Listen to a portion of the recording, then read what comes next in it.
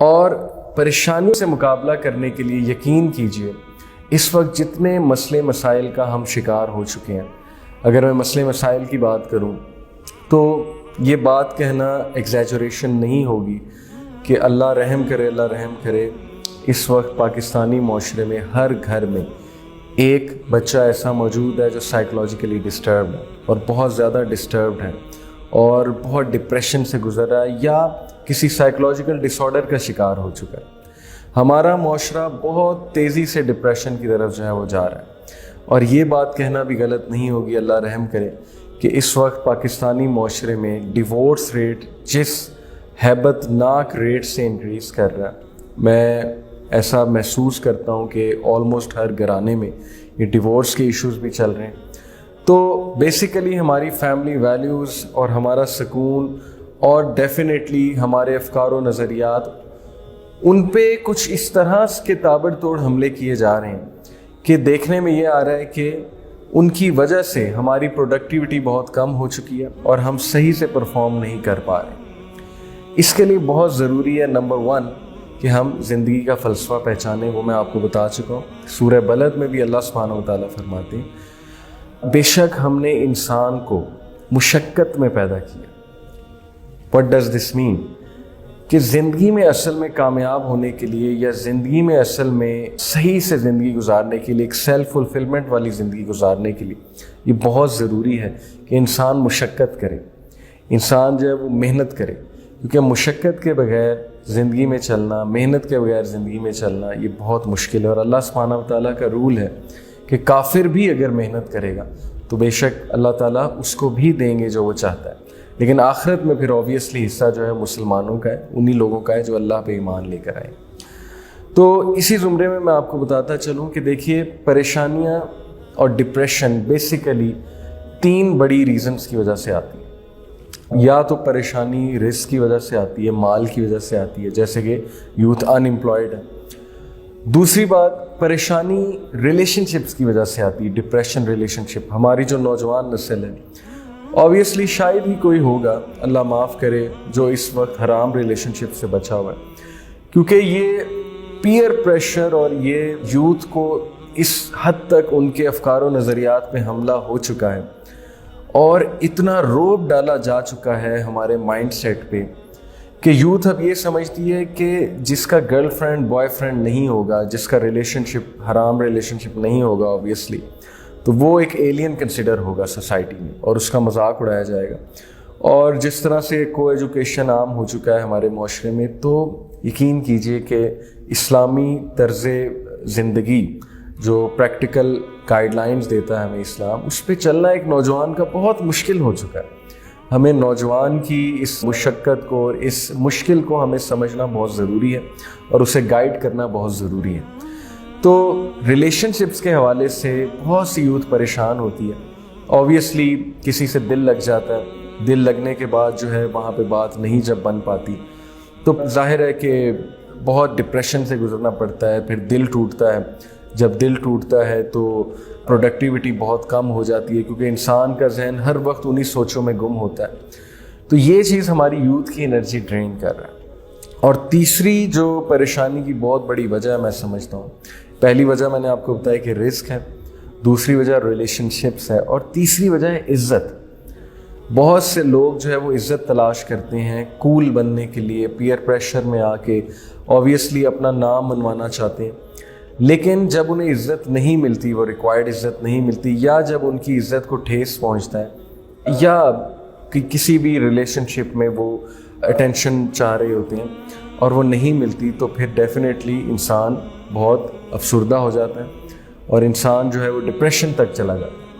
تو یہ جو 3 مین وجوہات میں نے آپ کو بتائیں، لیٹس ریپیٹ اٹ۔ نمبر 1 رزق کی وجہ سے، نمبر 2 ریلیشن شپس کی وجہ سے، نمبر 3 انسان عزت پانا چاہتا ہے لیکن اسے وہ عزت مل نہیں رہی ہوتی۔ اب میں آپ کو ایک بہت گر کی بات بتاتا ہوں اور اس کے ساتھ انشاءاللہ پہلی ایپیسوڈ جو ہے یہاں پہ ختم ہوگی۔ وہ گر کی بات یہ ہے کہ جس دن آپ کو یہ پتہ لگ گیا اور آپ کا کامل یقین اور توکل اس بات پہ ہو گیا کہ یہ تینوں چیزیں اللہ سبحانہ و تعالیٰ کے ہاتھ میں، ویسے تو ہر چیز اللہ کے ہاتھ میں، لیکن یہ تینوں چیزیں آپ کے خالق، آپ کے کریٹر جو آپ سے اتنی محبت کرتے ہیں کہ میں آپ کو شاید بیان بھی نہیں کر سکتا۔ یہ تینوں چیزیں اللہ سبحانہ و تعالیٰ کے ہاتھ میں، رزق بھی اللہ نے دینا ہے، عزت بھی اللہ سبحانہ و تعالیٰ نے دینی، لوگوں کے دل جو ہیں اللہ کی 2 انگلیوں میں ہیں، اور حدیث ہے، صحیح حدیث ہے کہ لوگوں کے دل جو ہیں اللہ کی 2 انگلیوں کے درمیان ہیں۔ جب دل بھی اللہ نے بدلنے ہیں، ریلیشن شپس کے حوالے سے میں آپ کو اتنی زبردست حدیث سناتا ہوں۔ اللہ کے نبی صلی اللہ علیہ وسلم نے فرمایا کہ جو اللہ کا تقوی اختیار کرتا ہے تو پھر اللہ سبحانہ و تعالیٰ لوگوں کے دلوں میں اس کا رعب ڈال دیتے ہیں، اور جو اللہ کا تقوی اختیار نہیں کرتا، جو لوگوں سے ڈرتا ہے، تو پھر اللہ لوگوں کا ڈر اس کے دل میں مزید ڈال دیتے ہیں، اور پھر ساری عمر لوگوں سے ڈرتا ہے۔ اسی طرح ایک اور حدیث میں آتا ہے، صحیح حدیث ہے، کہ جو کوئی بھی اللہ کو ناراض کر کے لوگوں کو خوش کرنے کی طرف جاتا ہے تو نہ اس سے لوگ خوش ہوتے ہیں اور اللہ تو خوش ہوتے ہیں، اور جو بھی اللہ کو خوش کرنے کے لیے جاتا ہے، چاہے لوگ عارضی طور پہ اس سے ناراض ہو جائیں، تو اللہ لوگوں کے دل میں اس کی عزت ڈال دیتے ہیں، اور لوگ بھی اس سے خوش ہو جاتے ہیں اور اللہ بھی اس سے خوش ہوتے ہیں۔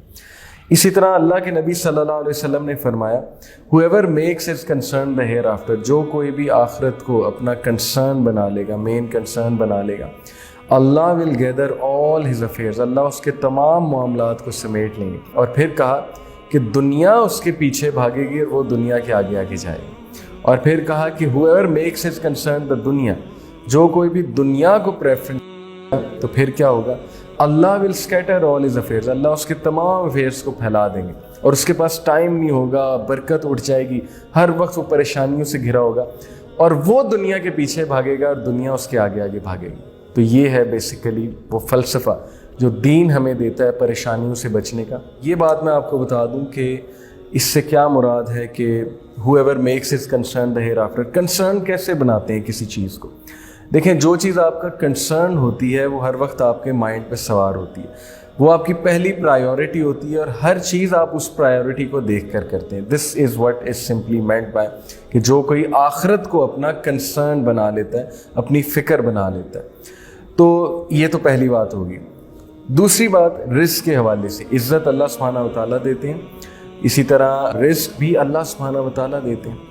آپ اللہ سبحانہ و تعالیٰ سے مانگیں، آپ لوگوں سے نہ ڈریں، اور آپ یہ یقین رکھیں کہ رزق کا وعدہ ہر انسان سے ہے۔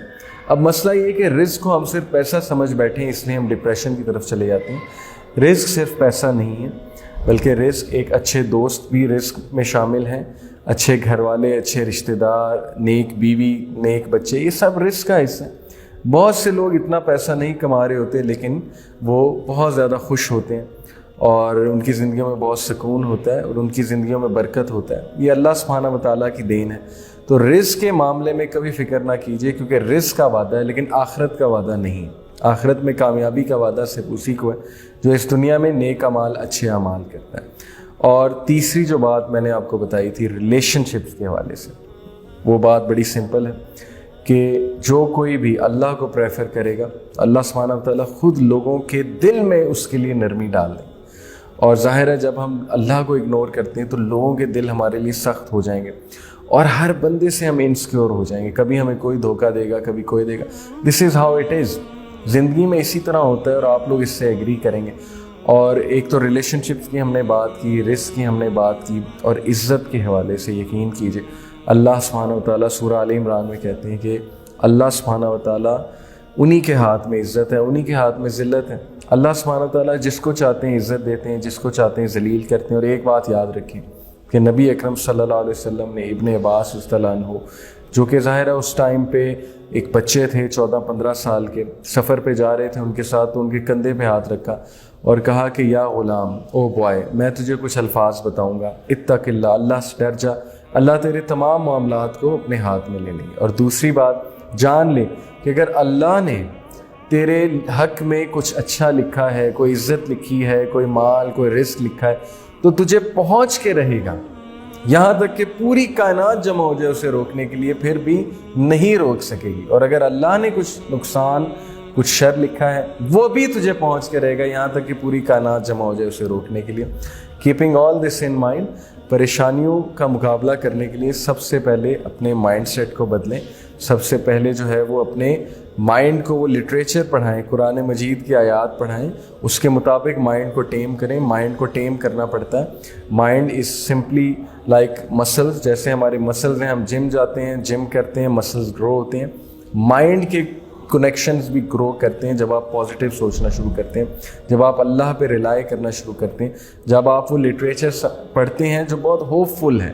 یعنی قرآن از فل آف ہوپ اور احادیث آر فل آف ہوپ. انسان جو ہے وہ سکون میں آ جاتا ہے. پریشان مت رہیے. پریشان ہونا نیچرل ہے لیکن پریشان رہنا نیچرل نہیں ہے.